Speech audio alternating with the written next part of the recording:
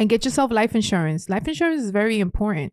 I don't want to see anybody on Instagram talking about GoFundMe to raise money for your funeral. That is embarrassing. Very tough. So let's talk about personal credit versus business credit. I love business credit. I really do. Okay. So when you say let's talk about it, you want to know the difference? Yeah. Okay. So with personal credit, you're limited to how much you can get on a credit card. For example, a bank is never going to give you $60,000 to your personal name. But under your business name, because they know you're running bigger, they give you $100K or more. And it's way easier to get higher limits and bigger money with business credit. No, you don't have to be in business for 2 years to do it. No, you don't have to be making tens thousands a month to be able to do it. You just need to be able to have that good, decent credit. That's all you really need. Okay. The other day, I applied for Golden Sachman, Marcus by Golden Sachman. They gave me $75,000. I didn't have to provide any documents, just off my credit alone. So I took that $75,000 and I'm closing on a house on Friday because I said I'm gonna take the bank's money, I'm gonna buy something, and I'm gonna have the tenants pay it off. Right. That's my mentality. I like to live good. Like I've suffered too much not to live good, and I want to be able to spread this word. Like, yo, you need credit. I'm very passionate about what I do. And I'm very passionate about telling people I robbed the bank legally because I don't want to get arrested after this podcast. So is there a way you could leverage your business credit into helping you with your personal credit? Absolutely. So one of my favorite things to do, especially when somebody's starting out and I'm putting them on, is to transfer your personal debt to your business. Why not? Think about it. So you owe money to the bank, right? It's causing your score to go down. So here comes Lauren and she helps you get business credit. So now you got 4 American Express cards. Each of them have 5,000, 10,000. We're going to liquidate the business cards and we're going to clean off your credit, right? So your personal credit can go up. And you know what we're going to do? What do you think we're going to do? We're going to go to the next bank and do it again. And now, not only am I helping you, yes, you're going to have debt, of course. But we go to the next bank. Now I'm helping you build passive income. Because now I'm going to tell you, let's go. Let's do it on our Airbnb. So now you got one Airbnb. And let's say the rent is $4,000. But you're making $15K a month just from that one Airbnb. Now your money's flowing. The realistic numbers from Airbnb? Yeah. No. Pass me my phone. Sturdy way Airbnbs. We coming. Pass me my phone. We Pass me gonna my phone. Sturdy way Airbnbs. We gonna make that happen. Because you know I come with the receipts. She said 15. You said, She showed me. Sure. Yeah. or for one Airbnb. Yeah. Let me show you. Hold on. Nah, man. Oh, man. It's all right. I ain't even mad. Those is real numbers. That's a lot of money. So bro. these Yeah, are look, these are my this is what I have, right? All of them are mostly booked out. This is the first one. How many you got? I have 1, 2, 3, 4. I have 4. You got 4 Airbnbs? 4 Airbnbs. Sturdy way Airbnbs, man. Be on the lookout. So these are my payouts, right? So I'm getting that. Oh, I can't see. See that first number, bro? See that first number? Oh my goodness. That. Another one. That.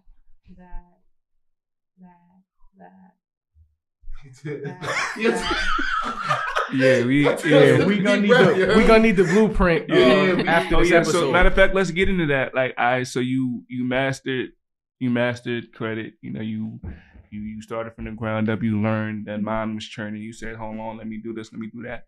So what made you what was the transition from that and then the Airbnb? Or it was just like a no-brainer? No, I didn't know anything about Airbnb.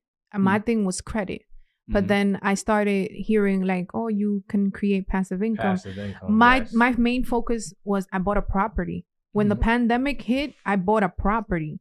And I was like, oh my God, I have something under my name. I'm going to make some money. So I started with that property. I started doing Airbnb on that property. And then I started outsourcing somewhere else. Because I'm like, this is going well for me. Now I got the credit, but I have everything under my name. So now I have my brain, the way it works, like you just have to tell me something once, I'm gonna run with it. You tell me the information, I'm gonna go look it up. Like, yo, is this true? I'm an Aquarius. What's yours? Oh, I'm an Aquarius too. Yeah. See? That's how we move. Yeah. Same way. No, Aquarius. Yeah, That's how this is Aquarius. you tell me Yeah. something. Same. I don't know about all that Aquarius talk. Where you at, babe? Big Capricorn energy. Heavy Y'all business hard-headed. minded. No. Hard-headed. Yeah, man. Hard-headed, man. So I was like, yo, I'm making money on this. Let me see about this rental arbitrage. What is it? I go to Facebook Marketplace. I found another spot. Because you can, on Facebook Marketplace, you can talk to the landlord directly. You don't even have to talk to these big corporations where it's a leasing company and all that. Right. I started talking to landlords. I found another spot. And I told them, I'm upfront because I don't want to sit there and be a case where I'm paying my money. I don't know if you guys seen it where they'll put it in the elevator. If you know anybody who's doing Airbnb here, let us know. They'll kick you out. And you just wasted 10 grand that you just spent for them to kick you out. You know that you always going to have a hating ass neighbor that's going to see people coming in and out and want to know what the hell you doing.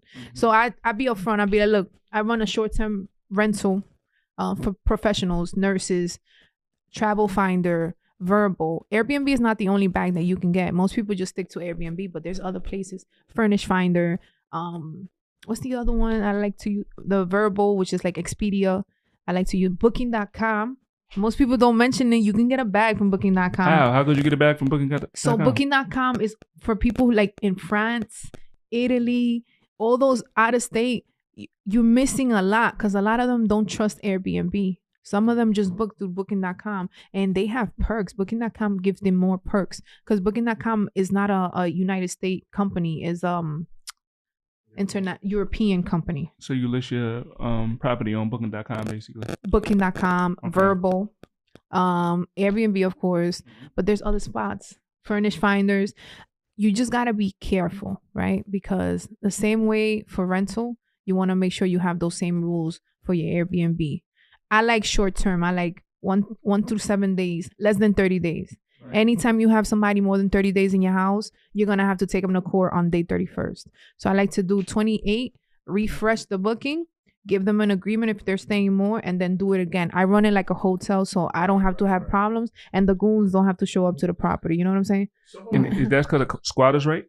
They have squatter rights. In New York? In New York City? Anywhere. It's anywhere. Wow. It's not just in New York. You didn't know? No, I didn't know it was squatter so, rights in New York. Let me give you an example. You and I have been living together. I'm your girlfriend, right? We break up after 30 days. You got to take me to court to get me out of your apartment. And if you lock me out, the police is going to come and tell you can't lock me out. But what if there's no proof of you being in there for 30 days? No mail, nothing. Like, what if you don't got no mail? No, it doesn't matter. If I'm there, I'm there. So what if you only been there for a week and I want you out and then... No, if a week is fine. A week is fine. What if she be like, oh, I've been here for 30 days. You can't just do that. How's he supposed to prove that she hasn't been there for 30 days? Well, there's a lot of ways to prove that. You've been at some spot for 30 days. It's really... How do I explain? There's a lot of ways to prove that.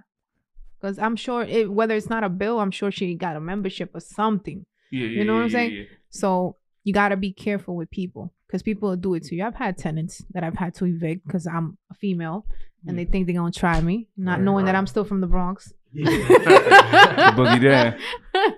So how do you write a lot of stuff off? I do, but because I had to buy another property, I have to go up. So here's the game. I bought a property. I had to raise my tax. My taxes had to go high.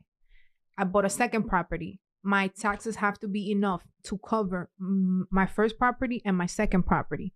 So I'm in debt with the IRS. Mm-hmm. So the IRS might be outside right now looking for me. Mm-hmm. I'm just kidding.